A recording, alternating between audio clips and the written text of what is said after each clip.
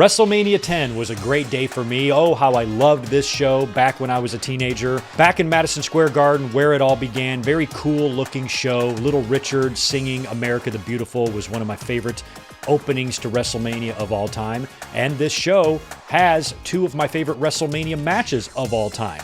The first one was the opener.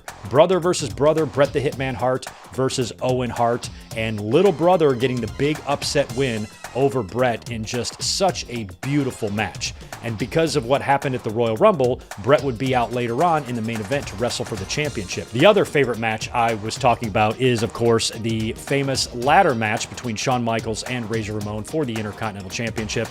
Watching this match in 1994 was mind-blowing because you really didn't see stuff like this back in the day. The ladder match concept had been made. Bret Hart actually invented the idea, and there was a ladder match or two that existed out there, but nothing like what we saw in Madison Square Garden between Shawn and Razor. The things they were doing with the ladder, the way they were utilizing it, using it as a weapon, some of the spots they were doing really stand out as legendary moments in the business. And this is really what kicked off the ladder match era in the business, and we've been seeing them routinely ever since. The image of Razor Ramon celebrating at the end with the two beautiful, shiny Intercontinental Championships is just something I'll never forget. Now, Lex Luger was due up first against Yokozuna because he won a coin toss, so he's going to face Yokozuna first. WWE was announcing two special guest referees for the two title matches, and the Yoko and Lex referee was none other than Mr. Perfect, who got screwed over by the Narcissist the previous year at WrestleMania 9. Luger is now a babyface.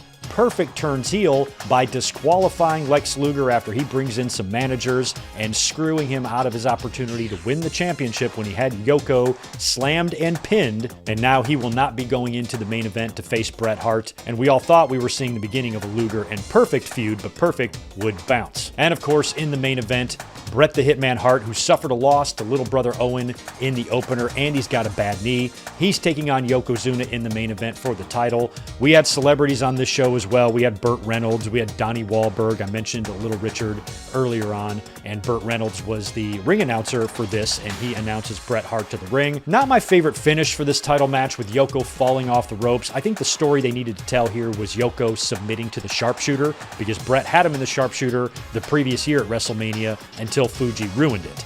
This year, they had Yoko fall off the ropes. Bret pins him. I didn't really love that, but I didn't have time to obsess about that because Bret Hart was once again the WWE champion, and I felt very good as a fan that Bret Hart was the one celebrating with the championship to close WrestleMania 10 in Madison Square Garden and not Lex Luger.